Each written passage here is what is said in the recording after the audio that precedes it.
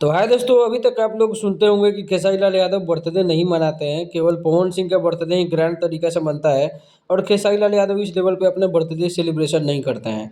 तो एक बहुत बड़ा अपडेट निकल के सामने आया है कि खेसारी लाल के फैंस जितने भी होंगे देख के खुश हो जाएंगे। इस बार खेसारी लाल यादव का बर्थडे सेलिब्रेट होगा। बहुत बड़े रिजेंसी में इसका बुकिंग किया गया है, हयात रिजेंसी जो लखनऊ में है। और ये बहुत बड़ा रिजेंसी है, इसका चेन पूरा ऑल ओवर वर्ल्ड में है। और अब की बार खेसारी लाल यादव का बर्थडे यहाँ पे ग्रैंड तरीके से सेलिब्रेट होने वाला है। वैसे खेसारी लाल यादव अपना बर्थडे सेलिब्रेट इतने बड़े लेवल पे नहीं करते हैं। आप लोग होटल रेस्टोरेंट जो भी है, रिजेंसी है, उसका कुछ फोटोज है जो आप देख सकते हैं। और एक और बड़ा अपडेट निकल के सामने आ रहा है, खेसारी लाल यादव की रिश्ते फिल्म जो 14 तारीख को रिलीज होने वाली है। इसके पहले जो दंश फिल्म आई थी उसका रिकॉर्ड ब्रेक करने वाली है।